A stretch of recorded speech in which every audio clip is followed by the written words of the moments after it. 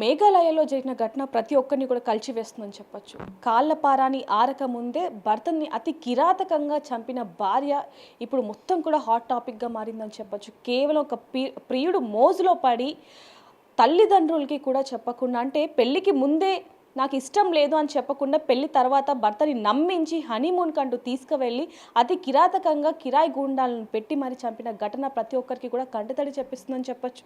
ఈ ఘటనకి సంబంధించి మనతో పాటు మాట్లాడడానికి సోషల్ ఎనలిస్ట్ ప్రియా చౌదరి గారు మనతో ఉన్నారు. ఆవిడతో మాట్లాడి పూర్తి వివరాలు కూడా తెలుసుకుందాం. మరి ఎందుకని ఆడపిల్లలు ఇంత దారుణంగా తయారయ్యారు అనే విషయాలు కూడా ఒకసారి అడిగి తెలుసుకునే ప్రయత్నం చేద్దాం. నమస్తే మ్యామ్. నమస్తే మ్యామ్, చూడొచ్చు ఆ ఘటన అందరినీ కలిచివేస్తుందని చెప్పొచ్చు. అంటే ఇన్ని రోజులు ఆడపిల్లలకి చాలామంది సపోర్ట్ చేయడం జరిగింది, కానీ ఇప్పుడు అసలు ఎందుకు సపోర్ట్ చేశామా అనే విధంగా మారిందని చెప్పొచ్చు. అంటే ఒక ఆడపిల్ల చేసిన విషయానికి అందరు ఆడపిల్లల్ని ఎందుకు కడతారు ఘాటున?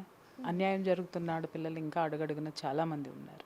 కాకపోతే సంఘటన జరిగింది కాబట్టి ఇప్పుడు మగవాడికి అన్యాయం జరిగితే ఆడవాళ్ళందరూ చెడ్డవాళ్ళు, ఆడదానికి అన్యాయం జరిగితే మగాళ్ళందరూ చెడ్డవాళ్ళు, ఇలాంటి ట్రేడ్ మార్కులు ఇవ్వద్దని నేను ఎప్పటి నుంచో మొత్తుకుంటున్నా. ఇది person to person, issue to issue ఉన్నటువంటి స్థితి. మనం ఆ ఇష్యూని పరంగా మనం మాట్లాడాలి తప్పితే, ఆ ఇష్యూ పరంగా మనం మాట్లాడాలి తప్ప దాన్ని ఏదో మనం సొంతగా ఆపాదించేసుకుని సొంత కథలు అల్లడానికి ఇక్కడ అవకాశం లేదంటానమ్మా నేను. అంటే పెళ్ళి ఇష్టం లేదు అని ముందు తల్లిదండ్రులకి చెప్పినా, లేకపోతే కాబోయే భర్తకి చెప్పినా ఆ భర్త ప్రాణాలు ఈరోజు ఉండేవేమో. అసలు అమ్మాయి పెళ్లి చేసుకుంది అతన్ని చంపేయడానికి అనేది మనం వింటున్నాం వార్తలు. మరి అటువంటిప్పుడు ఇష్టం లేదని చెప్పడం ఏంటి? There is no question. అంటే మేడం, ఇక్కడ క్లియర్గా మాట్లాడుకోవాల్సింది ఏంటంటే, పెళ్ళికి ముందే లవ్ అఫైర్స్ ఉన్నప్పటికీ కూడా మళ్ళీ అసలు పెళ్ళి ఎందుకు చేసుకోవడం వేరే వాళ్ళని? అంటే ఇక్కడ అమ్మాయి స్టోరీ కొంచెం స్పెషల్గా క్రైమ్ స్టోరీలు ఎక్కువ చూస్తుంది అనుకుంటా అమ్మాయి. ఎందుకంటే మనాళ్ళు కూడా చాలా అద్భుతంగా క్రైమ్ స్టోరీలని సందర్భోచితంగా పిక్చరైజ్ చేసి మరీ చూపించేటటువంటి ఆ క్రైమ్ థ్రిల్లర్ స్టోరీస్కి రాసి చూపించే మీడియాకు కూడా దీంట్లో భాగం ఉంది, 200% భాగం ఉంది. అంటే ఏదైనా ఒక మంచి పనిని పిక్చరైజ్ చేసి చూపించరు. అదే ఒక శివాజీ కథని పిక్చరైజ్ చేసి చూపించరు. శివాజీ ఎలా పోరాడాడో చూపించడు. నిన్నగాక మన శంభాజీ సినిమా వచ్చేంతవరకు అసలు శివాజీకి అంత గొప్ప వీరుడైన కొడుకున్నాడన్న సంగతి మనకి తెలియకపోవడం మన దౌర్భాగ్యం. ఇలాంటి వాటిని ఎవరు కూడా అద్భుతంగా పోర్ట్రేట్ చేసి పిక్చరైజ్ చేసి మన మీడియాలు చూపించట్లే. ఏం చేస్తుంది? అదుగో అక్కడే జరిగింది, అదుగో అదుగో చూడండి, అక్కడే ఉంది చూడండి, ఏదో ఉంది. ఏమీ లేని దానికి కూడా విపరీతమైనటువంటి హడావిడులు చేసి విలువలకి తిలోదగాలు ఇచ్చేసి సంచలనాలు క్రియేట్ చేయాలని ప్రతి విషయం భార్య భర్తతో గుడికెళ్ళి వచ్చినా కూడా అది వివాదాస్పదం చేసి పడేస్తున్నారు. అరే చక్కగా కాపురం చేసుకుంటున్నారు ఎవరైనా సరే, సెలబ్రిటీ కపుల్ అని అంటే వీళ్ళు ఎప్పుడు విడిపోతారా, ఏదో ఒకటి చేద్దామని చెప్పేసి అని చూస్తున్నారు. విచ్ఛిన్నం చెయ్యడానికి ప్రతి ఒక్కళ్ళు నడుం కట్టుకొని ఈ విధమైనటువంటి ప్రయత్నాల్లో ఉన్నప్పుడు సమాజం ఎలా తయారవుతుంది? నువ్వు ఏది ఎలా తయారు చేసావో సమాజం అలాగే తయారవుతుంది. ఇవాళ ఆ పిల్ల ఇంట్లో వాళ్ళకి చెప్పొచ్చుగా, లవర్ ఉన్నాడు కదా, ఇది ఉన్నాడు కదా అని అంటే వాళ్ళ స్కెచ్లు వాళ్ళకున్నాయి. ఎందుకంటే పొద్దున్నే లెగిస్తే మనం చూపిస్తున్నాం కదా, హత్య ఎలా జరిగిందో చూడండి, మర్డర్ ఎలా చేశారో అంటే ఒక ఇన్సిడెంట్ జరిగితే మేము వార్తని ఇచ్చేవాళ్ళము, రిపోర్ట్ చేసేవాళ్ళం తప్ప ఈ కథనాలేంటమ్మా?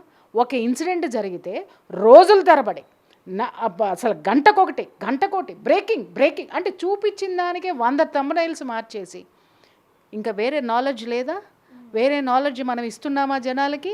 ఎందుకు మాట్లాడతాం మనం? క్రైమ్ రేట్ పెరుగుతుందా? మనం ఇచ్చేదే క్రైమ్, మనం చూపించేదే క్రైమ్. మళ్ళీ ఇదే మీడియాలో వచ్చి అయ్యయ్యో జరిగిపోతుందండి ఈ క్రైము, స్పందించండి అని మాట్లాడితే నాకు నవ్వు వస్తుంది. మనం పొద్దున్నే లెగిస్తే మనం పోర్ట్రేట్ చేసేదేంటి? వ్యతిరేకత. మనం పోర్ట్రేట్ చేసేదేంటి? నెగటివ్. ఎంత గొప్ప పండితుడినైనా లాగి రోడ్డున పడేయాలి. అరే దాని మీద చక్కటి విశ్లేషణ ఎవరైనా చేస్తారంటే లేదండి, మీరు పాజిటివ్గా మాట్లాడితే చూడరు కాబట్టి నెగటివ్గానే మాట్లాడండి అన్నప్పుడు మరి ఆడపిల్లల విషయంలో ఆడపిల్లల మెదళ్లలో నెగటివ్ అనేటటువంటి ఆలోచన లేక పాజిటివ్ వస్తాయా? ఎక్కడుందమ్మా? వాళ్ళ తల్లి లెగిస్తే యూట్యూబ్ చూస్తుంది, యూట్యూబ్లో నెగిటివ్, ఈ అమ్మ ఆ అమ్మనేం తిట్టుకుంది, ఆ అమ్మ ఈ అమ్మనేం తిట్టుకుంది. పొద్దున్న లెగిస్తే దరిద్రాలు కనపడుతున్నాయి యూట్యూబ్లో. ఆ అమ్మ అలా చేసిందని ఈ అమ్మ ఇలా ఊపితే చెప్తుంది, ఆ అమ్మ అలా ఉందని ఈ పిల్ల ఈ అమ్మ ఒక గొప్ప దీని కింద చెప్తుంది. అరే ఏం అర్హత ఉంది మీరు ఇంకొకళ్ళని విమర్శించడానికి? ఒక్కసారి మిమ్మల్ని మీరు ప్రశ్నించుకోండి. నిన్నగాక మొన్న యూట్యూబ్లకు వచ్చారు, ఆడవాళ్ళందరినీ చూస్తుంటే చిరాకు వస్తుంది. కొంతమందిని చూస్తుంటే ఎంత దరిద్రంగా. ఒకప్పుడు వీధి కొట్లాట్లు చూసుకున్నాం చూసారా, ఇప్పుడు యూట్యూబ్ కొట్లాట్లు అయినాయి అనమాట అవన్నీ కూడా. అరే ఒకళ్ళు ఎవరైనా నేరం చేస్తే తీసుకెళ్ళి సీదా పోలీస్ స్టేషన్ కంప్లైంట్ ఇవ్వండి. You are not a journalist, you are not a reporter. మీరు దాన్ని ఉదాహరించండి, విశ్లేషించండి, అంతే తప్ప పుంఖాలు కథనాలు అంటే వీడియో వెళ్ళాలి, నేను ఫేమస్ అవ్వాలి, వీడియో వెళ్ళాలి, ఫేమస్ అవ్వాలి. మీరు చేసే వీడియోస్ వల్ల మీరు ఫేమస్ అవుతున్నారు, విషయాన్ని నెగటివ్గా చూపిస్తున్నారు. కాబట్టే మనుషుల మెదడులో ఒక క్రైమ్ జరిగినప్పుడు దాన్ని రిపోర్ట్ చేసి వదిలేయాలి. ఎలా జరిగింది, పిన్ టు పిన్, అసలు సీన్ టు సీన్, ఇవన్నీ చెప్పడానికి మీరెవరండి నాకు అర్థం కాక అడుగుతాను. మీకు ఒక విషయం చెప్తాను. ఇలాగే నేను ఒక 25 years బ్యాక్ అనుకుంటా, ఎగ్జాక్ట్ ఒక ఛానల్లో వర్క్ చేసేటప్పుడు ఒక పెద్ద క్రిమినల్ని నేను ఇంటర్వ్యూ చేశాను. ఇంటర్వ్యూ చేసిన తర్వాత అతను ఎవ్వరికీ కూడా పోలీసులకి దొరకలేదు. అతని మీద ఎలిగేషన్స్ ఉన్నాయి, పోలీసులు ప్రూవ్ చేయలేకపోయారు. అలాంటి అతన్ని పట్టుకొని నేను ఇంటర్వ్యూ చేసి ఎలా దొరకలేదు అని చెప్పేసి అని అడిగితే అతను కొన్ని రివీల్ చేశాడు. ఇలా ఈ క్రైమ్ని ఇలా చేశాను, నేను దొరకలేదు, ఇలా ఉంది, నేను దొరకలేదు. అతను ఎలా చేశాడనేది వివరించిన తర్వాత, షూట్ మొత్తం చేసిన తర్వాత, ఇప్పుడు మీరు చిప్పులు పెట్టుకొని తిరుగుతున్నారు, అప్పుడు మాకు పెద్ద పెద్ద క్యాసెట్స్ ఉండేవి. ఓకే, ఇమ్మీడియట్గా బయటకు వచ్చి కూర్చొని కాఫీ తాగుదామని చెప్పేసి పక్క షాప్ టీ షాప్కి వచ్చి కూర్చొని కాఫీ తాగుతూ నేను ఆలోచించాను, ఇది నేను టెలికాస్ట్ చేస్తే నాకు జీతం వస్తుంది, నేను సంచలనం అవుతా. కానీ క్రైమ్ ఎలా చేయాలో 10 మందికి చెప్తానని చెప్పేసి అని మొత్తం ఆ రీల్ మొత్తం తీసేసేసి కాల్ చేసేసి ఇంకొక క్యాసెట్ నా డబ్బులతోటి, నా జీతం డబ్బుల్లో సగం ఆ క్యాసెట్ ఖరీదు అయినా సరే ఇంకొక క్యాసెట్ కొని యాజమాన్యానికి ఇచ్చి అతని వాళ్ళు నాకు అపాయింట్మెంట్ ఇవ్వలేదని చెప్పాను నేను. సామాజిక బాధ్యత ఇవాళ ఎవరికి ఉంది చెప్పండి. మాట్లాడితే అరే సమాజానికి విలువైనటువంటి సమాచారాన్ని ఎక్కడ అందిస్తున్నాం అనేటటువంటి విలువలు మనం మర్చిపోయాం. తల్లిదండ్రులు కూడా పొద్దున్నే లెగిస్తే నువ్వేమవుతావు, అది చదువు, ఇది చదువు, ఈ ఉద్యోగం చేయి, ఆ ఉద్యోగం చేయి, ఇంత సంపాదించు, అంత సంపాదించు, పక్కనాళ్ళు ఏదో అయిపోతున్నారు, పక్కనాళ్ళు ఇలా అవుతున్నారు. ఇలాంటి ఛాందస భావాలతోటి, ఇలాంటి దరిద్రమైనటువంటి మనీ మైండెడ్ తోటి మెటీరియలిస్టిక్గా పనిచేస్తున్నారు తప్ప అరే నీ ధర్మం ఏంటి, ఆడపిల్లగా తనకున్నటువంటి విలువలేంటి, ఆ విలువలతో కూడినటువంటి ఆ జీవన విధానం ఎలా ఉండాలి, అది ఉంటే అత్తగారింట్లో తను ఎలా ఉంటుంది, తను చేసే ప్రొఫెషన్లో ఎలా ఉంటుందని ఏ తల్లైనా ఏ బిడ్డకైనా ఇవాళ ఎంతమంది తల్లులు చెప్తున్నారు. అరే ఇవాళ పొద్దున్నే లెగిస్తే యూట్యూబ్లో చూస్తే అసలు ఎంత పెద్ద ప్రొఫెషనల్స్ కూడా రీల్స్ చేస్తుంటే అరే ఎప్పుడో సరదాగా 1-2 చేయండి అండి, కానీ మీ యొక్క స్థాయికి దిగజారిపోయి కూడా మీరు అలాంటి వ్యవహారాల్లో ఉంటుంటే అరే ఎక్కడ కనిపిస్తుంది. నేను డైమండ్ నెక్లెస్ కొన్నాను చూడండి, నేను ఇన్ని చీరలు కొన్నాను చూడండి, మా ఇంట్లో టాయిలెట్ చూడండి, నేను రుద్దుకునేటటువంటి బ్రష్ చూడండి, నేను వాడి పారేసిన అండర్వేర్లు చూడండి అని ఆడవాళ్ళకు కూడా బుద్ధి లేకుండా బుద్ధిహీనంగా ఇలాంటివన్నీ కూడా పెట్టి, అంటే ఎవరికి నాలెడ్జ్ లెస్ చెత్తంతా ఈ యొక్క సోషల్ మీడియాలో నడుస్తుంది. మాలాంటి వాళ్ళం కొన్ని సంవత్సరాల మట్టి గొంతు చించుకుని మాట్లాడుతున్నాం. అరే విలువలతో కూడినటువంటి సమాచారాన్ని అందించండి, విలువల్ని జోడించండి అని అంటే ఎవరు వింటున్నారమ్మా ఈరోజు? మరి ఇవాళ పరిస్థితులు ఇలా జరుగుతున్నాయని గొంగళిలో అన్నం తింటూ వెంట్రుకలు వస్తున్నాయి దీని మీద స్పందించండి అని అడిగినట్టు ఉంటుంది. నేను అందుకే ఈ మధ్యకాలంలో నేను అసలు ఎవరికి రెస్పాండ్ కావట్లా, ఏ ఇష్యూస్ మీద కూడా రెస్పాండ్ అవ్వట్లా. కారణం ఏంటంటే గొంగళిలో అన్నం కలిపి తినాల్సి వస్తుంది, దాంట్లో వెంట్రుకలు వస్తున్నాయని చర్చించాల్సి వస్తుంది. గొంగళిలో అన్నం మానేయి అని ఎవరు చెప్తున్నారు, ఎవరు మానేస్తున్నారు? అది గొంగళనే తెలుసు, అన్నం దాంట్లోనే కలుపుతున్నారు, వెంట్రుకలు వస్తున్నాయని చర్చిస్తున్నారు. ఇది ఎంత బుద్ధిహీనత. ఇప్పుడు మనం చేసే పనులు కూడా అలాగే ఉన్నాయి. క్రైమ్ జరిగిపోయిందండి అన్నావు, అరే క్రైమ్ జరగకుండా నీ బాధ్యతగా ఏం చేశావు? ఒక్కొక్క అమ్మ ఒక్కొక్క అయ్య యూట్యూబ్లు నడుపుతున్నారు. అరే ఏదైనా క్రైమ్ ఇష్యూ జరిగిందంటే అక్కడ జరిగిందో లేదో తెలియదు కానీ సొంత కథనాలు ఇలా అబ్బా కొంతమంది యాంకర్లు అరిచేస్తూ ఉంటారు. ఈ మధ్య ఒక యాంకర్ని చూశాను, స్టూడియోలో కూర్చోబెట్టి ఇంటర్వ్యూ చేస్తూ లాగిపెట్టి ఓడి కొట్టాడు. ఏం అధికారం ఉందండి వీళ్ళకి, ఏం అధికారం ఉంది? అన్నీ మర్చిపోయాం. ఇవాళ అన్నీ తెర మీదకి ఏమొస్తున్నాయంటే నిన్ను నేను తిడితే ఫేమస్ అవుతా, నన్ను తిడితే ఫేమస్ అవుతా, ఏ దరిద్రమైన పని చేస్తేనో నేను ఫేమస్ అవుతాననేటటువంటి నానుడి ఇవాళ అందరము కలిసి ఈ సమాజంలో నాటేశాం. అది ఇప్పుడు ఆ నాటిన విత్తనం మొక్కై మానై మహావృక్షమై కోకటి వేళ్లతో సహా ఓడల మర్రిలాగా తయారయ్యింది. ఇప్పుడు దీన్ని ఛేదించాల్సినటువంటి అవసరం ఎవరికి ఉంది? మళ్ళీ మీడియాకే ఉంది. సమాజానికి ఒక దిశ నిర్దేశం చేయాల్సినటువంటి బాధ్యత మనందరి మీద కూడా ఉంది. ఆడపిల్లకి లేదా లవర్లు ఉండరా, ఉంటే పెళ్ళెందుకు చేసుకోవాలంటే ఆ అమ్మాయి చేసుకుందే చంపడానికి, చేసుకుందే ఆ లవర్ని ఈ అబ్బాయిని చంపేసే ఆ లవర్ని చేసుకుంటాను.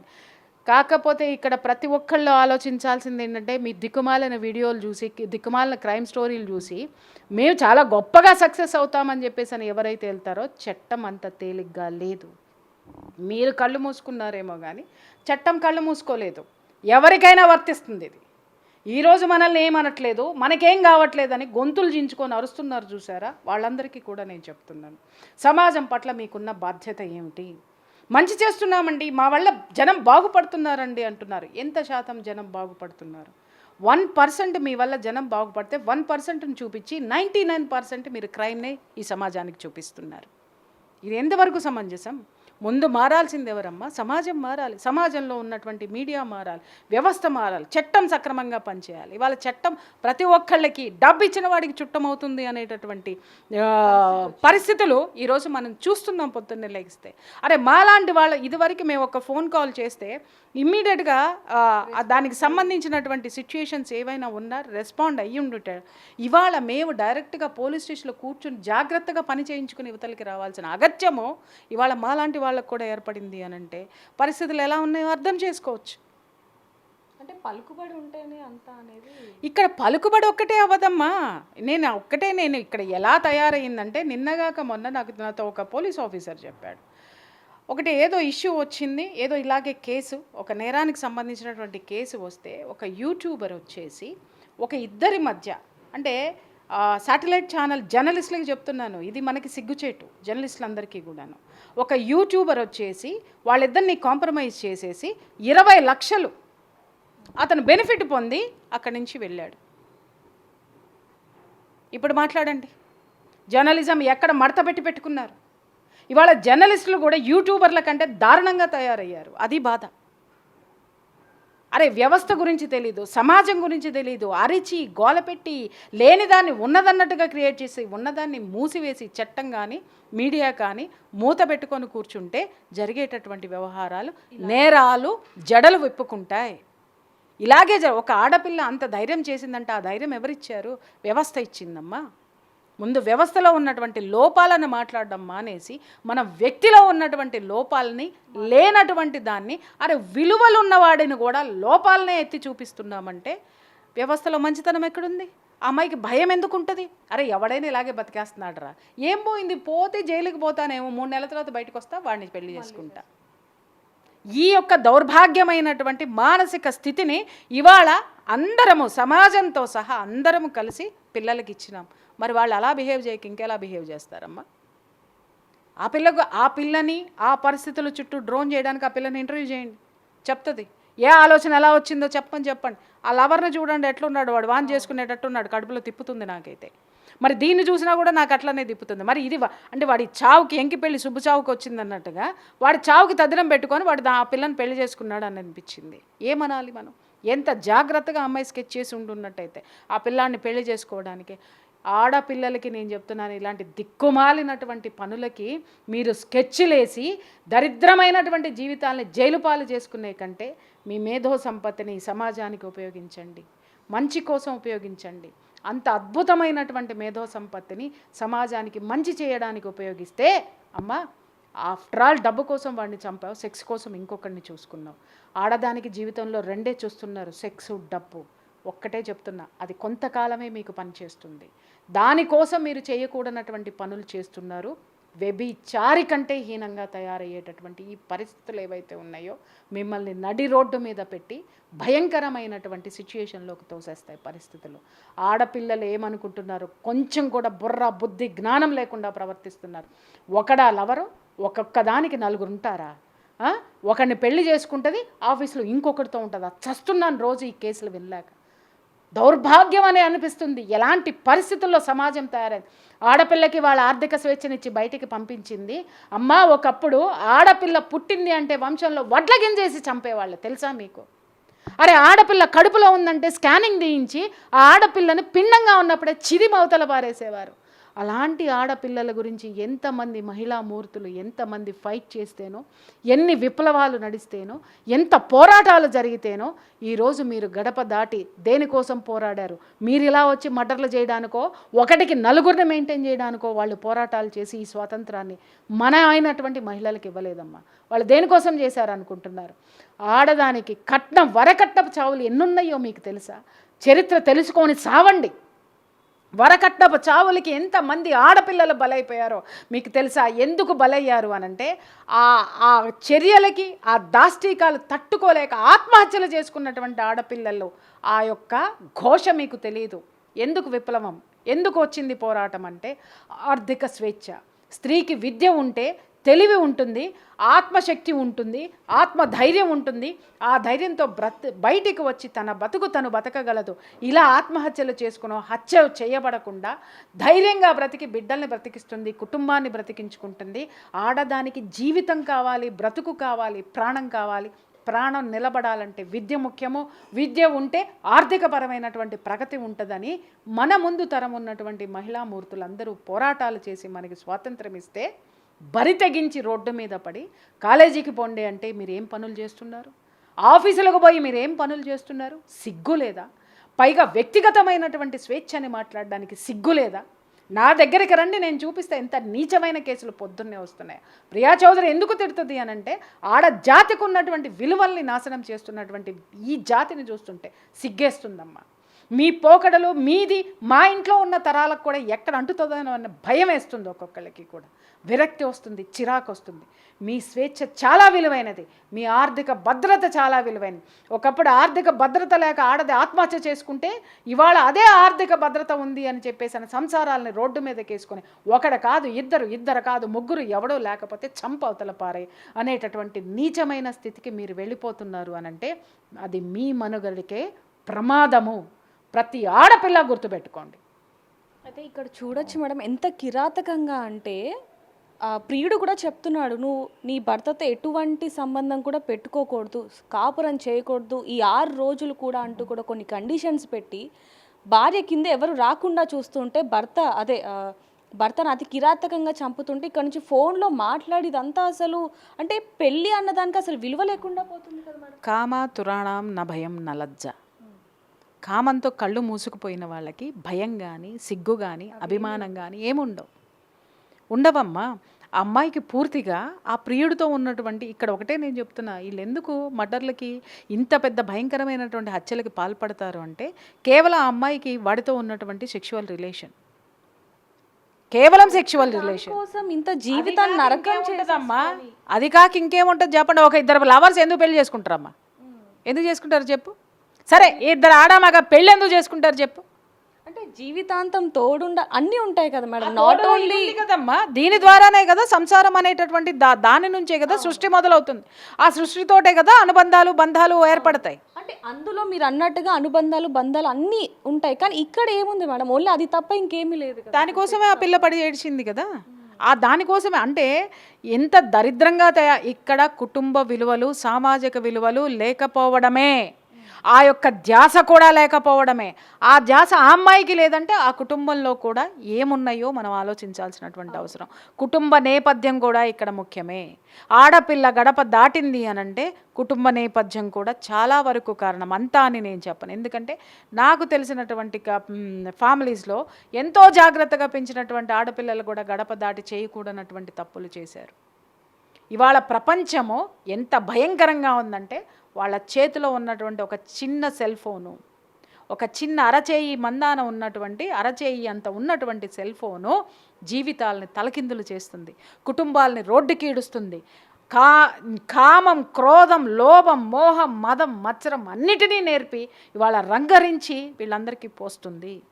ఇలాంటి పరిస్థితులు ఉన్నప్పుడు జనం రెండిటి గురించి ఆలోచిస్తున్నారు. ఇందాకే స్పష్టంగా చెప్పా, ఒకటి సెక్స్, 2 మనీ.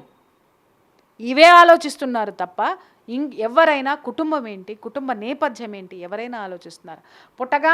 కొడుకు పుట్టగానే వీడిని ఏ దేశంలో పంపించేయాలి, ఏ దేశంలో చదివించాలి, ఏ స్కూల్లో పడేయాలి, ఆ స్కూల్స్ ఎతుకుతుంది వాళ్ళ అమ్మ కూర్చొని. దీని దుంపదగ ఎంతమంది తల్లులను చూస్తే జాలేస్తుంది.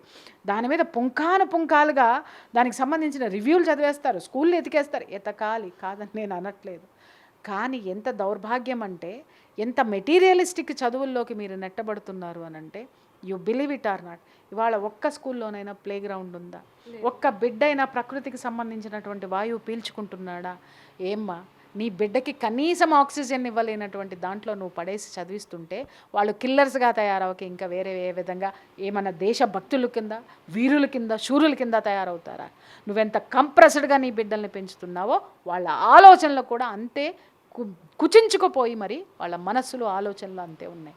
నువ్వు ఎప్పుడైతే నేచర్ని నీ బిడ్డకి ఇవ్వలేదో అన్నేచర్గా, అన్యాచురల్గానే ఇవన్నీ వస్తాయి.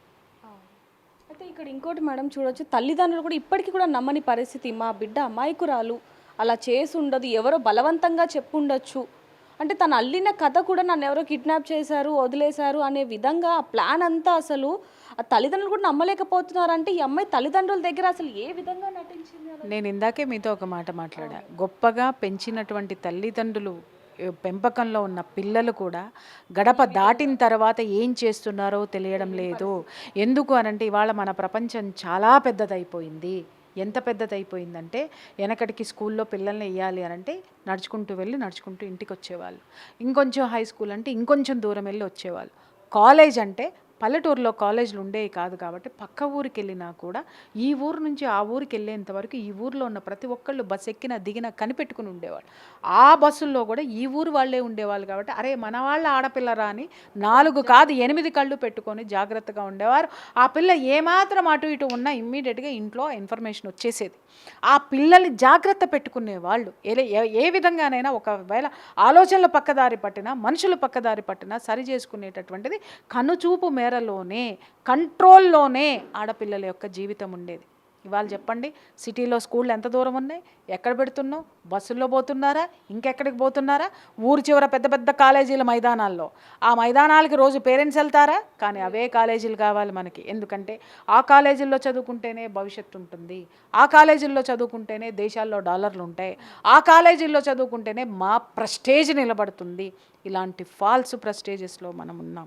ఈరోజు డాలర్స్ కోసం పనిచేస్తున్నాం తప్ప ధైర్యంగా ఎవరైనా బ్రతుకుతున్నారా? సమాధానం చెప్పమని చెప్పండి. ఆ పిల్ల అలా తయారయ్యింది.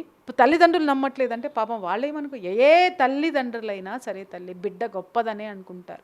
ఎందుకంటే వాళ్ళ పెంపకం మీద వాళ్ళకి అంత నమ్మకం ఉంది. ఇంకొకటి, బిడ్డని తల్లిదండ్రులు ఏం చేసినా వెనకేసుకొస్తారు, ఎందుకంటే వాళ్ళ కన్న పేగు కాబట్టి. ఇక్కడ తల్లిదండ్రుల యొక్క ఘోషను కూడా అర్థం చేసుకోండి.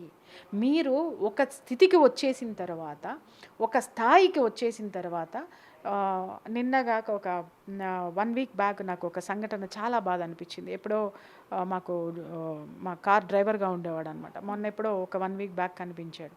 చాలా మనిషి చాలా పాడైపోయి ఏదో రోగం వచ్చిన వాళ్ళ. అదేంటయ్యా అలా అయిపోయినావు ఏంటి అని అంటే, ఏం బాగాలేదా అని అంటే, బాగానే ఉన్నానమ్మా నాకేం లేవు అని. మరి ఎందుకు అట్లా ఉన్నావు అని అంటే, చూడగానే బోర్న కళ్ళ వెంట నీళ్ళు పెట్టుకొని ఏడ్చేశాడు అండి. ఎందుకంటే చాలా సంవత్సరాలుగా మా దగ్గర పని చేశాడు అతను. ఎందుకు ఉన్నావు అని అంటే, ఏమీ లేదమ్మా, పిల్లలు ఏం చేస్తున్నారంటే, పాపది ఒక ఆడపిల్ల ఉంది, ఇంజనీరింగ్ చదివించడం, ఉద్యోగం చేస్తుందమ్మా అని చెప్పేసి. అతను మేము ఎక్కడికైనా అవుట్ ఆఫ్ స్టేషన్ వెళ్ళినప్పుడు, లేదా నేను అతన్ని బయటికి తీసుకొని వెళ్ళినప్పుడు, ఇప్పుడు ఇది నేను చెప్తున్నది 10 ఇయర్స్ బ్యాక్, 15 ఇయర్స్ బ్యాక్ విషయం అనమాట. మేము ఫుడ్ తినమని చెప్పేసి అతనికి డబ్బులు ఇచ్చేవాళ్ళం. ఫుడ్ తినమని చెప్పి డబ్బులు ఇస్తే ఆ డబ్బుల్ని తినకుండా, ఒకరోజు నేను అతను ఫుడ్ తింటున్నాడేమో అనుకునేదాన్ని. ఒకరోజు నేను నా పని అయిపోయి ఆఫీస్లో నుంచి బయటకు వచ్చిన తర్వాత బన్ను టీ పెట్టుకొని తింటున్నాడు.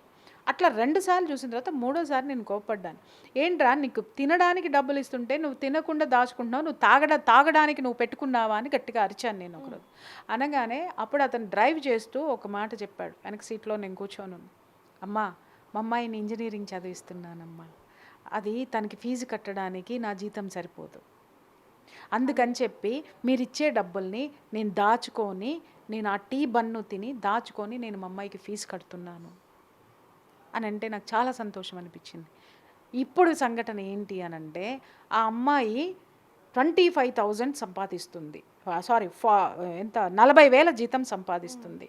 ఇప్పుడు అతని జీతం వచ్చేసి 20,000. అతను ఆ పిల్లకి ఉద్యోగం వచ్చి దగ్గర ఒక 6-7 సంవత్సరాలు ఏమవుతుంది. అమ్మాయి మెల్లగా 15,000 నుంచి మొదలు పెట్టుకొని జీతం ఇప్పుడు 40,000 స్థితికి వచ్చింది. ఆ పిల్ల రాత్రిపూట లేటుగా వస్తుంది. ఆ పిల్ల డ్యూటీ అయిపోతుంది 6-7 అయిపోతుంది. మహా అయితే ఇల్లు దగ్గరగానే ఉంటుందని ఆఫీస్కి దగ్గరగానే తీసుకున్నాడు. కానీ ఆ పిల్ల నైట్ వచ్చేసరికి చాలా లేట్ నైట్ 11-12 అవుతుంది. ఎందుకు లేటుగా వస్తున్నావు అని అడిగితే నువ్వెవడు నన్ను అడగడానికి అని మాట్లాడింది. కష్టపడి పెంచినాడమ్మా మీ నాన్న అని వాళ్ళ అమ్మ చెబితే అమ్మాయి అన్న మాట ఏంటో తెలుసా, ఎంత ఖర్చు అయిందో చెప్పు నేను పడేస్తా ఇచ్చేస్తా అంటే మర్యాదగానే ఉంటుంది, పడేస్తా. ఆఫ్టర్ ఆల్ నువ్వు సంపాదించేది 18,000, నేను సంపాదించేది 45,000. ఇది ఈరోజు ఉన్నటువంటి ఆడపిల్లల ఆర్థికపరమైనటువంటి బరి తెగించిన స్వేచ్ఛ. తీరా చూస్తే అమ్మాయి వేరే కమ్యూనిటీ వాడిని ప్రేమించి పెళ్లి చేసుకొని ఇంట్లో నుంచి వెళ్ళిపోయింది. వెళ్ళిపోవడం వల్ల అతనేమి ఇది అవ్వలేదు. వెళ్ళిపోయిన తర్వాత 6 monthsలో డివోర్స్ తీసేసుకుంది. వాడు నచ్చలా, వాడు పనికి మాలినాడు, వాడు వెధవ, వాడు ఇది. ఎందుకంటే తండ్రి చెప్పాడు, నువ్వెవడివి, నీ డబ్బు నీకు బారేస్తానంది. ఇంట్లో నుంచి వెళ్ళిపోయింది, బట్టలు సర్దుకొని పెళ్లి చేసేసుకుంది. 6 నెలల కల్లా ఇంటికి రాలేదు, పేయింగ్ గెస్ట్గా ఉంది. ఎందుకమ్మా ఇంటికి రా అని చెప్పి తండ్రి వెళ్ళి అడిగితేను, నాకు నీ దగ్గర ఉండాల్సిన అవసరం లేదు, నేను వెనక్కి వచ్చానంటే నేను ఓడిపోయానన్న ఒప్పుకోవాల్సి వస్తుంది, నేను ఇక్కడే ఉంటాను.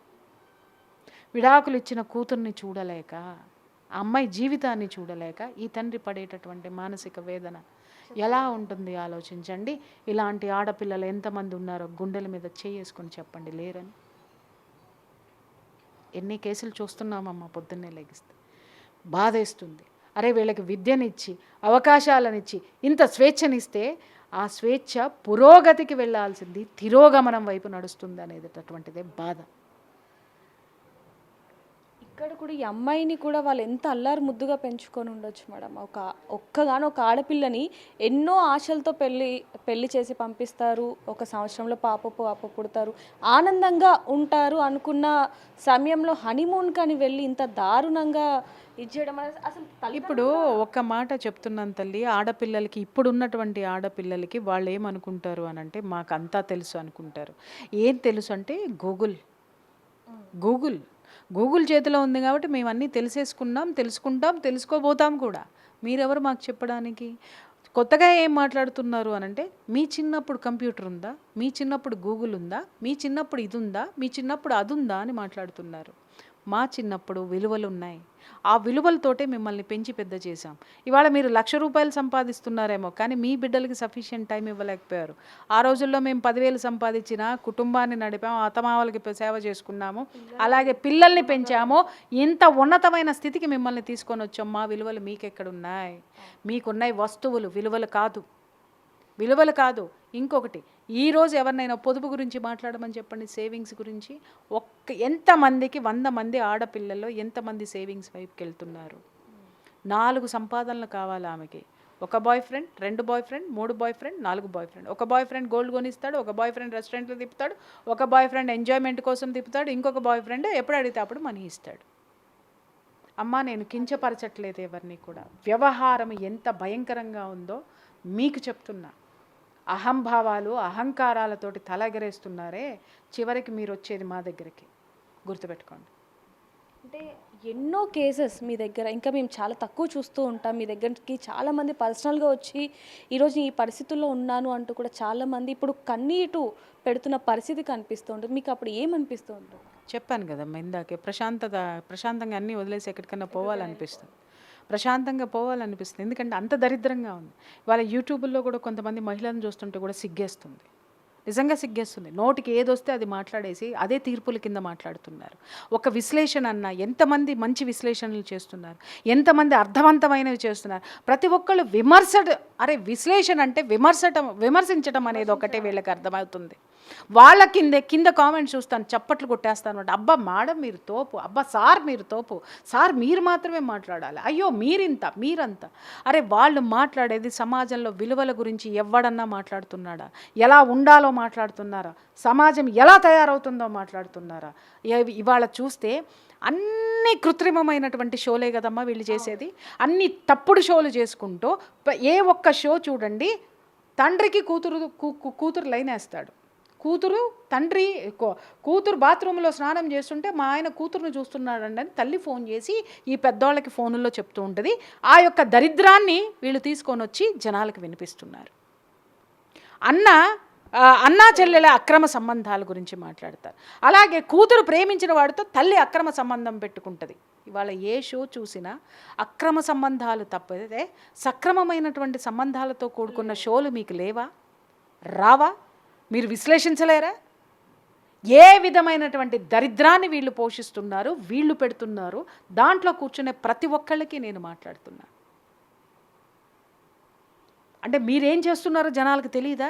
మాలాంటి వాళ్ళకి తెలియదా? అట్లీస్ట్ జనాలకి పోర్ట్రైట్ అన్నమాట. వీళ్ళు ఒక గొప్ప ఇన్ఫర్మేషన్ని జనాల్లోకి పంపిస్తున్నాము అని చెప్పేసి అని దరిద్రాన్ని పట్టిస్తున్న షోలు ఈరోజు ఎన్నున్నాయి తల్లి. సెక్సు సెక్సు సెక్సు సెక్సు దీని చుట్టూనే చేసుకుంటూ సమాజాన్ని ఎంత భ్రష్టు పట్టించిన వాళ్ళు ఎంతమంది ఉన్నారు. పేర్లతో సహా ఏదో ఒకరోజు కడుపు మండిందంటే మొత్తం తీసుకెళ్ళి కోర్టులో పడేస్తాను. అంటే అసలు ఇలాంటివి జరగకుండా ఉండాలి అంటే కొంత అయినా జాగ్రత్త పడాలి. అది ఏ విధంగా అంటారు? సెల్ఫ్ డిసిప్లిన్ ఉండాలి తల్లి. నేను మొత్తుకుంటున్నది అదే. ప్రతి ఒక్కళ్ళకి సెల్ఫ్ డిసిప్లిన్ ఎక్కడి నుంచి వస్తుంది? కుటుంబం ఫస్ట్. ఆ కుటుంబంలో ఉన్నటువంటి బంధువులు. ఇవాళ బంధువులు కూడా అంతే దరిద్రంగా తయారయ్యారమ్మా. ఎవరైనా ఏదైనా సరే కొంచెం బాగుపడ్డారు అనంటే వాడిని ఏ విధంగా కింద పడేయాలా అనేటటువంటి దరిద్రంలో బంధువులు ఉన్నారు. సమాజంలో ఉన్నారంటే సమాజంలో హితవు చెప్పడానికి ఎందుకు ఉన్నారు? ప్రియా చౌదరి లాంటి వాళ్ళు ఎవరైనా మాట్లాడారు, ఎందుకు ప్రియా చౌదరి అరుస్తుంది? మీ ఆఫీస్లో కూడా చాలామంది కామెంట్ చేశారు నన్ను, ప్రియా చౌదరి ఎందుకు అట్లా అరుస్తూ ఉంటుంది ఊరికనే కూర్చొని అని చెప్పేసి అని. అరుపులు కాదురా, అది ఆక్రందన. తెలుసా మీకు? తెలుసా ఎవరికైనా? ఎన్ని కేసులు చూశారు మీరు? ఎంతమంది కన్నీళ్లు తుడిచారు మీరు? మీలాగా ఒక చిన్న పని చేసి 10 వీడియో పోస్టులు నేను పెట్టుకోను. నా దగ్గరికి ఎంతమంది వస్తున్నారో, ఎంతమందిని నేను సరిచేసి పంపిస్తున్నానో, సరి చెయ్యలేనటువంటి కేసులకి ఎంత బాధపడుతున్నానో నాకు మాత్రమే తెలుసు. అది ఆక్రందన, అరుపులు కాదు. అవే అరుపులైతే ఈ పాటికి ప్రియా చౌదరి తట్టాబుట్టా చదువుకుని ఎప్పుడో వెళ్ళిపోయేదమ్మా. ఇంతకాలం ఈ యొక్క ఇండస్ట్రీ నుంచి నేను బయటికి వెళ్ళిపోయా. ఎందుకున్నది? ఎందుకు ఆలోచించరు? Why don't you think other side of the coin also? అరే ఎంతసేపు ఊర్లు, టూర్లు, ప్యాకేజీలు. ఇవాళ కొంతమంది యూట్యూబర్ని చూస్తుంటే చెప్పు తీసుకొని కొట్టాలనిపిస్తుంది ఆడవాళ్ళని. ఒంటి మీద బయట ఉండదమ్మా, బయట ఉండదా? ఇంత ఎక్స్పోజింగ్లమ్మా, ఇంత ఎక్స్పోజింగ్లు చేసుకుంటూ సమాజాన్ని భ్రష్టు పట్టిస్తూ ఉంటే ఒక పెద్ద మనిషి ఎవరో అడుగుతుంది, మేము ఎక్స్పోజింగ్లు చేస్తున్నామని చెప్పేసి అని మమ్మల్ని మాట్లాడుతున్నారు. 3 ఏళ్ల పిల్లని, 2 ఏళ్ల పిల్లని, 6 నెలల పిల్లని చేస్తున్నారు, వీళ్ళనేం చెయ్యాలని. దరిద్రపు దానా నేను చెప్తున్నాను విను. నీలాంటి వాళ్ళు పైటలు తీసేసి ఇంతింత గుడ్డలేసుకుని చూపించేది, వాడు రాత్రిపూట వాటిని చూసి చూసి చూసి నీలాంటిది దొరక్క ఆ పక్కన నోరు లేనటువంటి వాళ్ళు ఎవరు దొరుకుతారా అని చూస్తే ఈ పసిపిల్లలు ఆ క్షణానికి బలవుతున్నారే. దరిద్రపు దానా గుర్తుపెట్టుకో. అండర్స్టాండ్? ఎందుకు తిడుతున్నాను అనంటే బుద్ధి మీకు చెప్పాలి, మీకు చెప్పాలి కాబట్టే మాట్లాడుతున్నాను. ఇలాంటి వ్యాఖ్యలు ఆడపిల్లల నుంచి వింటే చెప్పు తీసుకుని పట పట పట కొట్టాలనిపిస్తుంది. ఎవరమ్మా? ఒక ఆడది ఏదైనా మాట్లాడితే సపోర్ట్ చేసే ఆడవాళ్ళు ఎంతమంది ఉన్నారో చెప్పు. తిరిగి విమర్శించేటటువంటి ఆడ జాతే ఇక్కడ ఎక్కువ కనిపిస్తున్నప్పుడు మరి ఆడవాళ్ళు ఇలా ఎలా తయారవుతారు? మీరు అన్నట్టుగా అంటే ఇంతకు ముందు చూసుకుంటే క్రైమ్ రేట్ ఎక్కువ ఉండేది కాదు, కానీ ఇప్పుడు మనం మీర్పేట్ ఘటన కూడా చూసుకోవచ్చు మేడం. అంటే సొంత భార్యని కుక్కర్లో ఉడికించిన ఘటన. అతను ఒక ఆర్మీ పర్సన్ అయినప్పటికీ కూడా గూగుల్లో సెర్చ్ చేసి మరి వీడియోలు చూసి నా భార్యని ఎలా చంపాలి, చంపితే ఏ విధంగా దొరకకుండా ఉండాలి అనేది కూడా మనం చూసాం. అంటే ఈ రోజుల్లో యూట్యూబ్లో, గూగుల్లో ఏదైనా సెర్చ్ చేస్తే దొరికేస్తుంది అనేది మాత్రం ప్రతి ఒక్కరికి తెలిసిందే. ఇప్పుడు తను కూడా నేను ఎలా నా భర్తని చంపాక ఎలా దొరకకూడదు అనేది కూడా ముందు నుంచి అన్ని మాట్లాడుకొని ఈ విధంగా చేసిందంటే అసలు ఈ టెక్నాలజీ పెరిగి ఎందుకు అనిపించేలా తయారైందని. ఇప్పుడు టెక్నాలజీ ఏమని చెబుతుంది? నేను దరిద్రురాల్ని, నేను దరిద్రాన్నే చూపిస్తా, ఆ దరిద్రాన్ని నువ్వు చూసావనుకో లోపల ఉంటావు, ఊసలు లెక్క పెడతావు అని చెప్తుంది గూగుల్. అర్థమైందా? ఇవన్నీ గూగుల్లో చూసి చేసినయే కదా, నేరాలు ఘోరాలన్నీ వాటిల్లో చూసినయే కదా, ఈ దిక్కుమాలని యూట్యూబ్లో చూసి నేర్చుకున్నాయే కదా. యూట్యూబ్లో కూర్చున్న కొంతమంది మహిళామణులు మాట్లాడిన మాటలకి ఇన్స్పైర్ అయ్యి అతి స్వేచ్ఛలకు పోయి విపరీతమైనటువంటి స్వేచ్ఛలో మొన్న ఎవరితో ఒకరితో కూర్చొని మాట్లాడుతుంది. అసలు ఒంటి నిండా బట్టలు వేసుకోమంటారు, నాకు ఒంటి మీద బట్టలు అంటే చిరాకు, కాబట్టి నేను ఇలా ఉంటానని ఇంత పీలికి వేసుకుని కూర్చొని మాట్లాడుతుంది. తెలుగామె, తెలుగు ఆడపిల్లే. వెళ్ళి ఇంత గొడ్డుంటే కప్పాలనిపించింది. ఎందుకని అంటావేమో, అలాంటి ఇంటర్వ్యూలు చూసి చూసి చెప్పాను కదా, మా ఇళ్లలో ఉన్న ఆడపిల్లలు కూడా ఇదిగో ప్రపంచం ఎలా ఉంటుంది, మేము ఇంత కొంచెం వేసుకుంటేనే మమ్మల్ని మీరు మాట్లాడుతూ ఉన్నారు, నువ్వో పెద్ద డిక్టేటర్వి, నువ్వో పెద్ద రాక్షసివి, నీ కింద బ్రతకాలంటే భయం వేస్తుంది అనేటటువంటి విప్లవాలు మా ఇంట్లో వస్తున్నాయి. ఏం చేయాలా? ఇలాంటి సిచ్యుయేషన్స్లో ఇలాంటి బట్టలు వేసుకొని ఇలాంటి సంస్కృతిని ప్రేరేపించేటటువంటి అమ్మలారా, రేపొద్దున మీ బతుకులు రోడ్డు మీదకే వస్తాయి. గూగుల్ కాపాడదు, గూగుల్ తల్లి కాపాడదు, కన్న తల్లి కాపాడుతుంది. కన్న తల్లి లాంటి ఈ దేశం కాపాడుతుంది, ఈ సమాజం కాపాడుతుంది. సమాజాన్ని మీకు చేతనైనంత మార్చండి.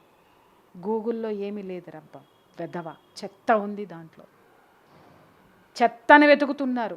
మంచి సెర్చ్ చేయండి, మంచి ఉంది. దాన్ని ఎందుకు ప్రేరేపించరు, దాన్ని ఎందుకు ప్రోత్సహించరు అని అంటే, విజువల్స్ అన్నీ నేను చెప్పినట్టుగా ఒక క్రైమ్ జరిగిందంటే 4 రోజులు ఎపిసోడ్లు వస్తున్నాయి. ఒక చెత్త జరిగింది అని అంటే పుంకాలుగా బజ్ ఉంది, ట్రెండింగ్ ఉంది, ఇంకొకటి ఉంది అని మాట్లాడుతున్నారే తల్లి. మనం బ్రతకాలని దాహం వేస్తుందని రక్తం తాగుతామా? లేదు, నీళ్ళే తాగాలి. రక్తం ఇవాళ అదే జరుగుతుంది కదా, నువ్వు తాగుతున్నావు, ఇస్తున్నావు. దయచేసి సామాజిక స్పృహ, సామాజిక బాధ్యత ప్రతి ఒక్కళ్ళ మీద ఉన్న రోజున ఎవరైనా సరే నన్ను వచ్చి ఈ నేరం జరిగింది మేడం, దీని మీద స్పందించండి అని అడగండి. అప్పటి వరకు అడగండి. ఇక్కడ ఇంకోటి మేడం చూసుకుంటే, పెళ్ళి కాని ఆడపిల్లకి ప్రైవసీయే, పెళ్ళైన ఆడపిల్లకి ప్రైవసీయే.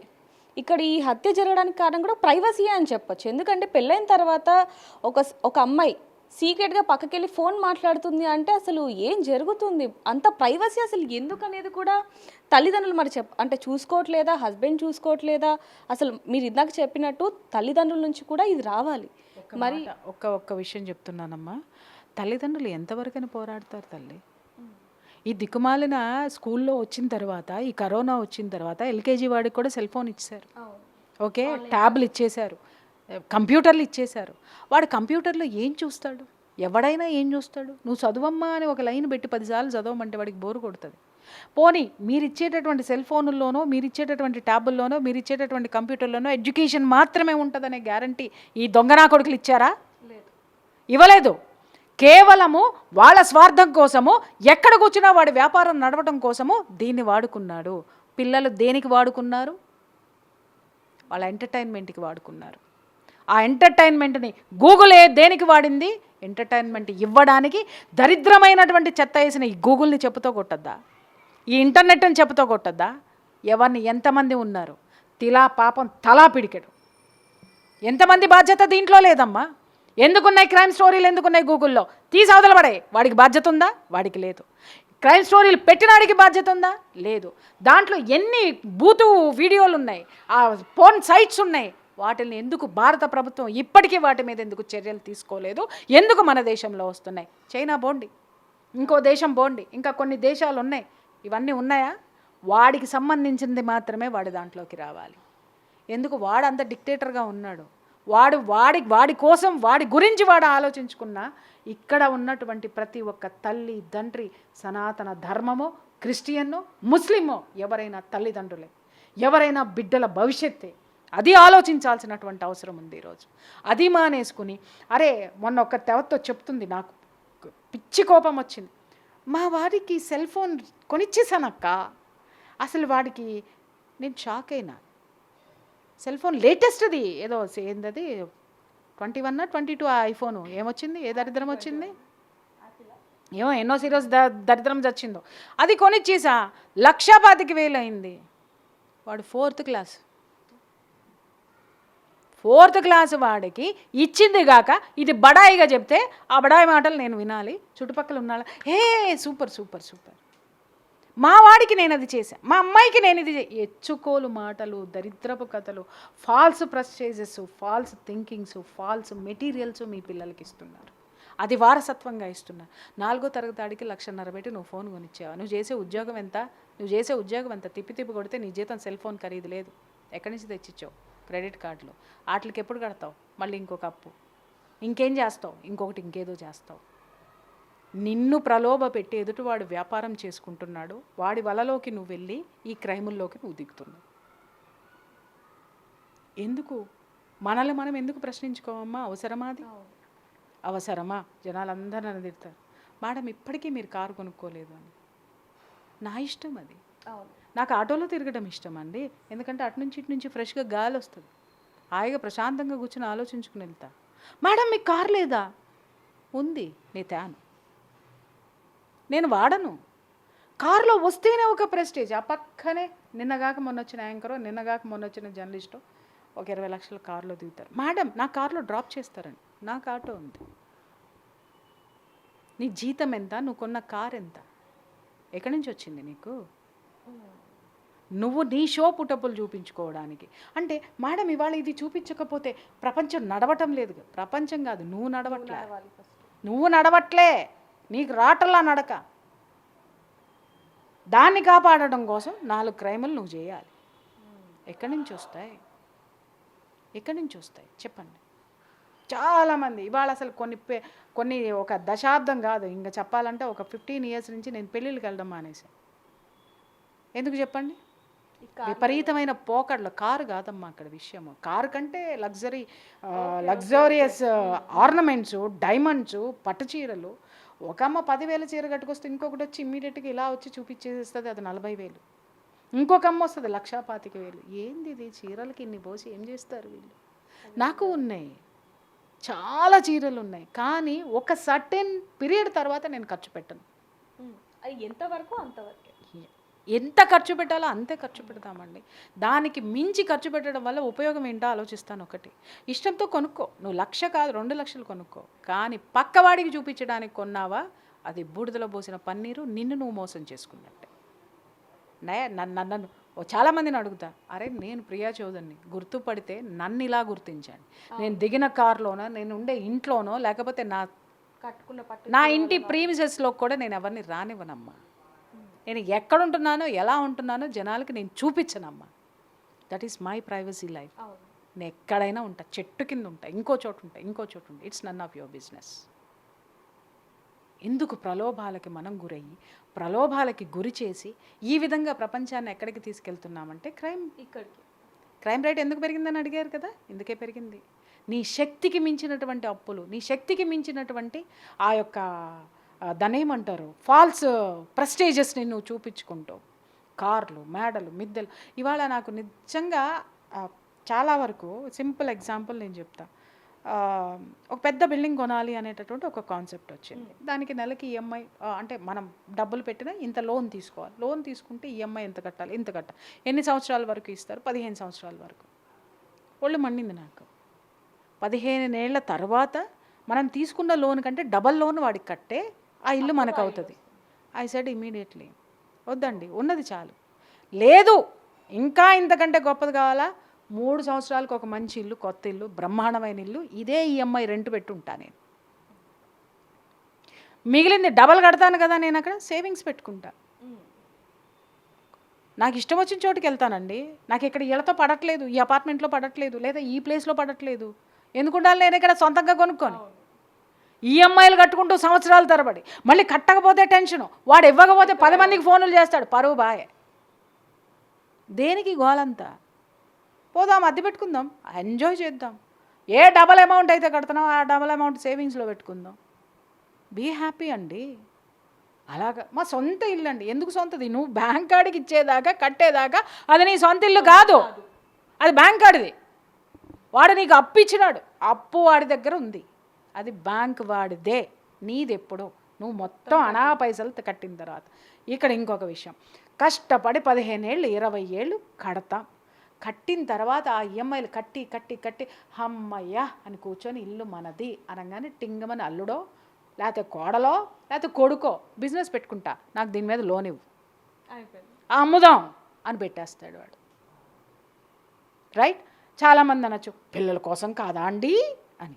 అరే నువ్వు కష్టపడి సంపాదించింది నీ పిల్లవాడు ఆ నిమిషంలో కొట్టుకుని వెళ్ళిపోతున్నాడు అని అంటే నువ్వు ఎవరి మీద శ్రద్ధ చూపించినావు? నీ బిడ్డ తన కాళ్ళ మీద తాను నిలబడలేకుండా వాడు ఇల్లు తాకట్టు పెట్టుకుని మరీ వ్యాపారాలు పెట్టేటటువంటి స్థాయికి వాడు ఎందుకు వెళ్ళాలి? అరే ఇంత కష్టపడి నా తండ్రి నా తల్లి ఇంత కష్టపడి ఇన్ని సంవత్సరాలు పోగేసిన ఈ ఆస్తిని ఇది చేసేటటువంటి హక్కు నాకు ఎక్కడుంది, ఖర్చు పెట్టేటటువంటి హక్కు నాకు ఎక్కడుంది అనేటటువంటి స్థితి నీ కొడుక్కి నువ్వు తీసుకురాలేదంటే నువ్వు ఫెయిల్ అయినట్టు కదా. రెండో విషయము, ఆ తర్వాత కూతురు ఒక్కటే ఉందనుకున్నావు, పెళ్లి చేస్తే అల్లుడు వచ్చి చెల్లంటాడు, ఇచ్చేసి బయటికి పోవాలి. అదే నీ సేవింగ్స్ పెట్టుకున్నావు, నీకు ఇష్టం ఉన్నావు, అల్లుడు నీ జోలికి ఎందుకు వస్తాడు? వెళ్ళి మా మామ ఇంట్లో కూర్చున్నానంటే ఆ రెంట్ కూడా నేనే కట్టాలనుకుంటాడు. వై డోంట్ యూ థింక్ అమ్మా?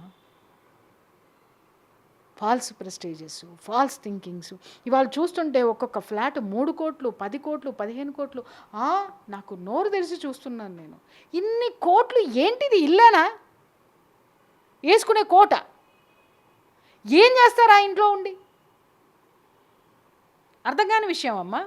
అరే పోనీ అదంతా సొంత సొమ్ములా? బ్యాంకులు ఇచ్చేస్తున్నాయి కాబట్టి వెళ్తున్నారు కానీ పిచ్చోళ్ళారా.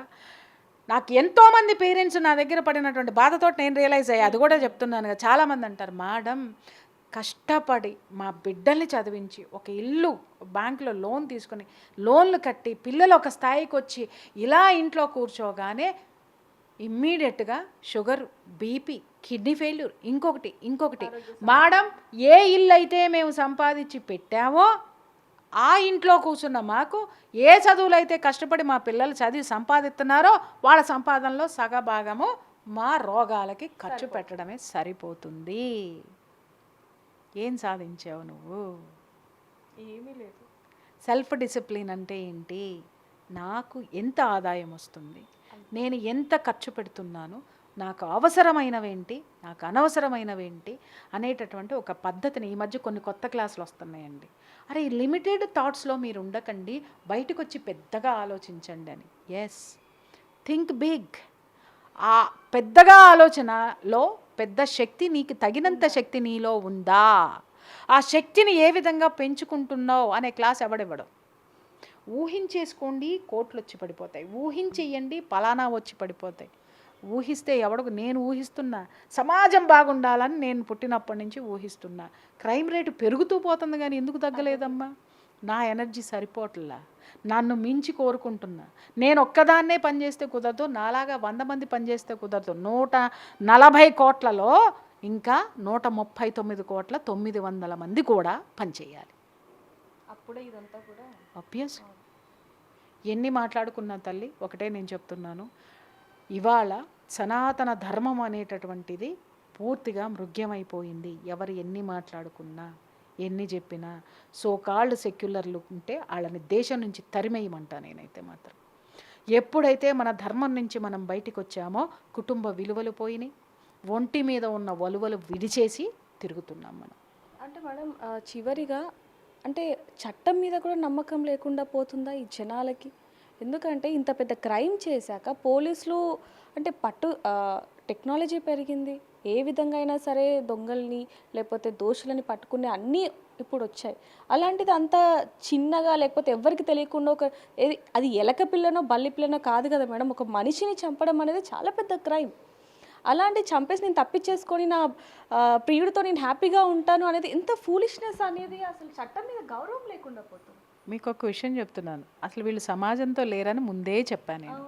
గూగుల్లో ఉన్నారు, గూగుల్లో విహరిస్తున్నారు. అర్థమైందమ్మా? గురకలు పెట్టుకుంటూ గూగుల్లో విహరిస్తున్నారు, గూగుల్ కబుర్లు చెప్పుకుంటున్నారు, గూగుల్ మాత హెల్ప్ తీసుకుంటున్నారు. కాబట్టి గూగుల్ మాతే వీళ్ళని పట్టించి ఇస్తుంది. సెల్ ఫోన్ టవర్సే కదా వాళ్ళు వదిలిపెట్టిన దాన్ని బట్టే కదా. అదే గూగుల్ మాత ఈ పని కూడా చేస్తుంది అనేటటువంటి అవేర్నెస్ వీళ్ళల్లో తీసుకొద్దాం, అట్లీస్ట్ బాగుపడతారేమో.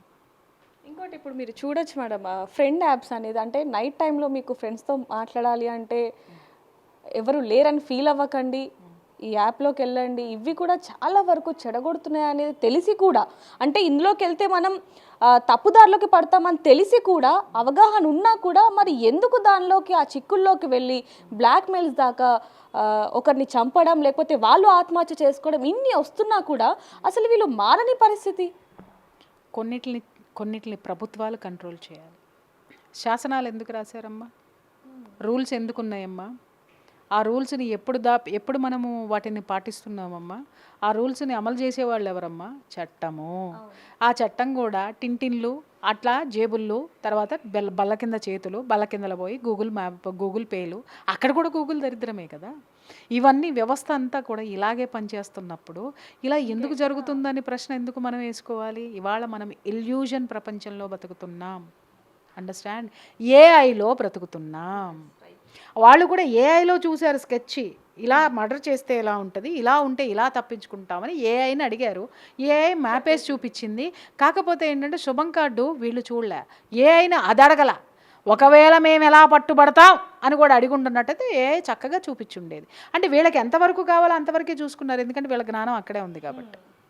చట్టం అనేటటువంటి విషయాన్ని మర్చిపోయి ఉన్నారు. ఎందుకు సమాజం ఇలా తయారవుతుంది అని అంటే, నువ్వెలా ఉన్నావు, నీ సంరక్షణ ఏంటి, నీ రక్షణ ఏంటో నువ్వు ఎప్పుడో మర్చిపోయావు. నువ్వు ఇంకొకళ్ళ చేతుల్లోకి వెళ్ళిపోయావు. ఇంట్లో ఉన్నటువంటి ప్రతి ఒక్కళ్ళు, నేను ఇప్పుడు తరచూ చూస్తున్నాను, మొన్న కూడా నన్ను నేను చెక్ చేసుకున్నా. ఒక ఆఫీస్కి వెళ్ళి కూర్చున్నాను, అందరం ఉన్నాం, అందరూ వివిఐపీసే ఉన్నారు. అందరం హలో హాయ్ అని చెప్పుకున్నాం. అంత అప్రయత్నంగా ఒక్కొక్కళ్ళ చేతిలో సెల్ ఫోన్ వచ్చేసి ఫోన్ చూసేస్తున్నారు. నాకు ఇమ్మీడియట్గా ఆ సీన్ చూసిన తర్వాత ఒక 10-15 ఏళ్ళు వెనక్కి వెళ్ళాను. వెనక్కి వెళ్తే కూర్చున్నంతసేపు ఒకళ్ళ ఎక్స్పీరియన్స్ ఒకళ్ళు షేర్ చేసుకునేవాళ్ళు, ఒకళ్ళ పిల్లల గురించి ఒకళ్ళు మాట్లాడుకునేవాళ్ళు, లేదా ఒకళ్ళ ఊరి గురించి మాట్లాడుకునేవాళ్ళు, వాళ్ళ పెద్దల గురించి మాట్లాడుకునేవాళ్ళు, తల్లిదండ్రుల గురించి వాళ్ళ ఫాదర్ గురించి చెప్పేవాళ్ళు, వాళ్ళ తాతల గురించి చెప్పేవాళ్ళు. ఇవన్నీ మానేసి ఇప్పుడు ఫోన్లు వచ్చాక ఫోనులు చూసుకుంటా, అంటే పక్కవాడితో మాట్లాడడం కూడా ఓపిక లేదు, బద్ధకం. మనం దేంతో మాట్లాడుతున్నామంటే దీంతో మాట్లాడుతున్నాం. ఇంకో కొత్త విషయం మొన్న మా స్నేహితుడు ఒకటి చెప్పాడు. ఏంటంటే, మేడం మనం ఇప్పుడు కూర్చొని సెల్ ఫోన్ ఆన్ చేసి ఇలా పెడితే సెల్ ఫోన్ మొత్తం వింటుందంట. అది సెల్ ఫోన్ ఆన్ చేసి పెడితే మొత్తం వింటుంది మేడం.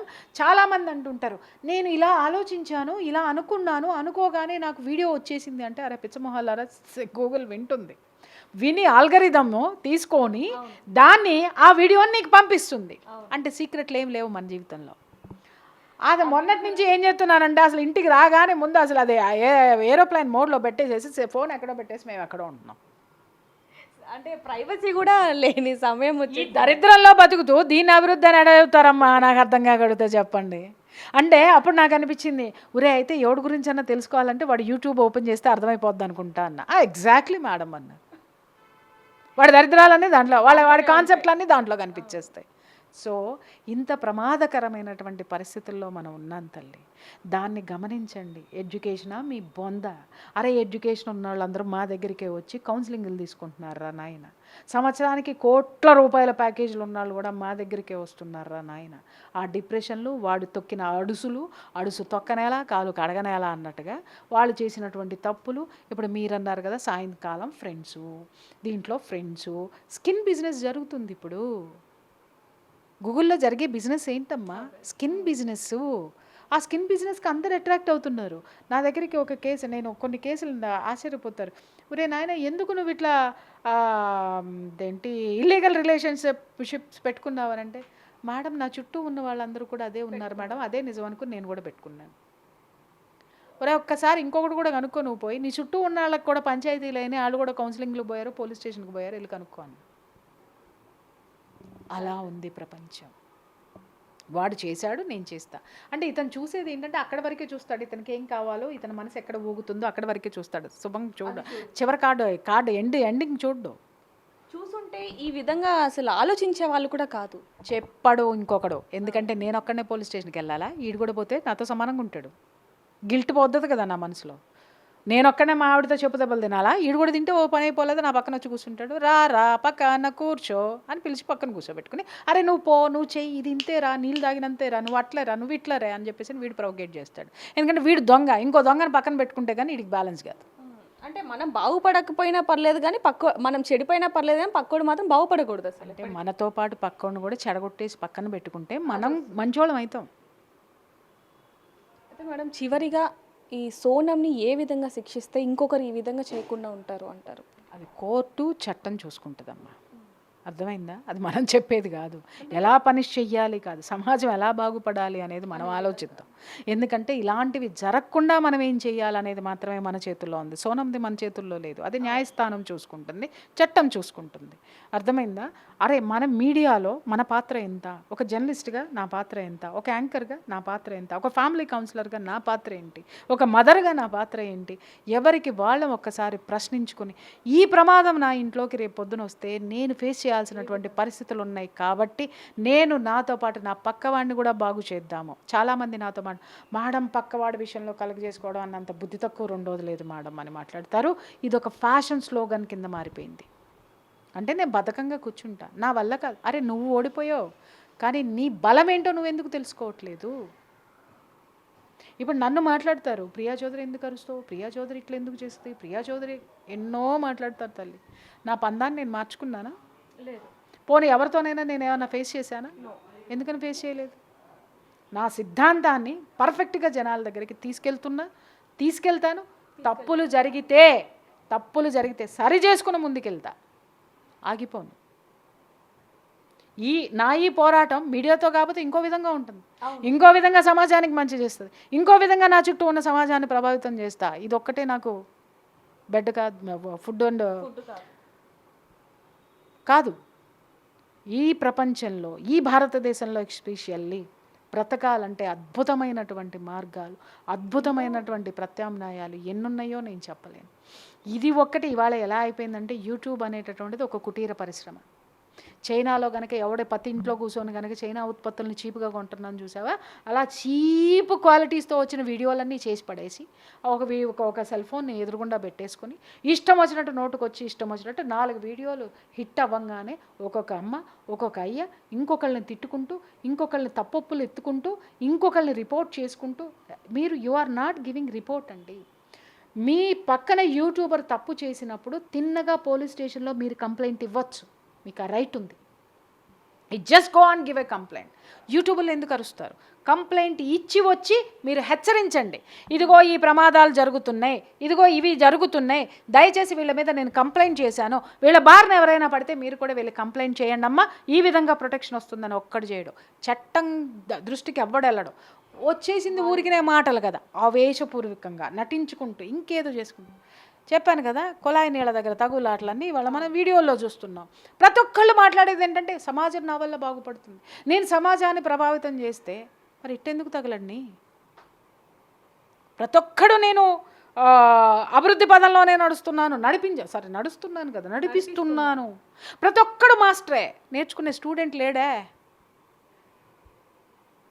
అందరు పల్లకి ఎక్కాలనుకుంటారు, మోసేటోడు లేడే.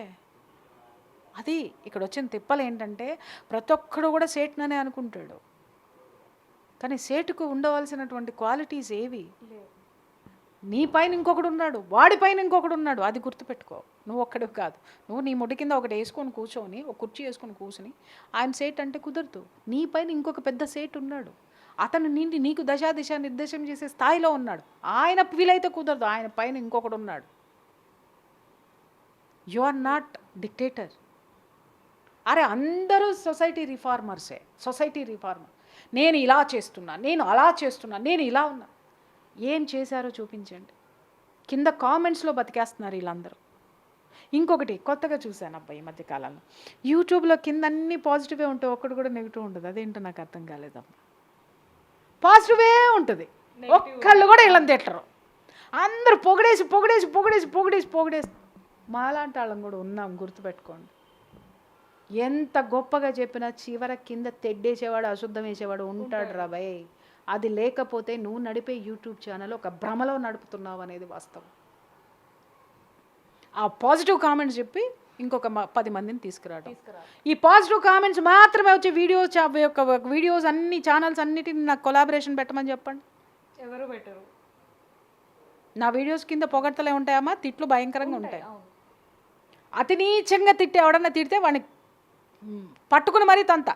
ఎందుకు అనంటే ఐఎమ్ రిలేటెడ్ టు సొసైటీ, నేను ఎవరికి వ్యక్తిగతంగా నేను రిలేటెడ్ అయ్యి నేను ఎప్పుడు పని చెయ్యను కూడా. బట్ మీ దాంట్లో ఎందుకుండో కామెంట్స్ అందరూ చూడండి నన్ను పొగుడుతున్నారు. నువ్వు పొగిడే కామెంట్లు పెట్టుకుని ఇంకొక 10 మందిని అట్రాక్ట్ చేస్తూ నువ్వు చేసింది నిజమని నన్ను నమ్మమంటే ఎలా ఉంటుంది? ప్రతి ఒక్కడు లీడర్ కింద బిహేవ్ చేస్తున్నారే. అసలు మీరందరూ లీడర్లు అయితే సమాజం ఇలా ఎందుకుంది? సమాజంలో వచ్చి మీరేం చేస్తున్నారు? నేనేదో చెప్తున్నానండి దానివల్ల సొసైటీ అంటే మీరు మాత్రమే కనుగొన్నారా దాన్ని? ఎంతమంది లేరు అమ్మా. ఇవాళ మా సీనియర్స్ 60 years 70 years ఉన్న సీనియర్స్ వచ్చారు అనంటే మేము ఆ ప్రిన్సెస్లో కూడా కూర్చోం, వాళ్ళు ఉన్నంతసేపు కూడా. ఎందుకు అనంటే వాళ్ళ విద్య పట్ల వాళ్ళ సీనియారిటీ పట్ల మాకున్న గౌరవం. బట్ ఈ రోజు నేను చూస్తున్నాను కదా, యాంకర్ కూడా లేవదు మేము వచ్చామంటే. Hi madam, hi. ఈ హాయ్లు మాకు తెలియదా? ఇవి నేర్పండి అమ్మా సమాజానికి. మిమ్మల్ని మీరు పొగిడిచ్చేసుకుని భజనలు చేసుకుని ఏం చేసుకుంటారు? ఆ యూట్యూబ్లో దిక్కుమాలి యూట్యూబ్లో సూక్తులొద్దు.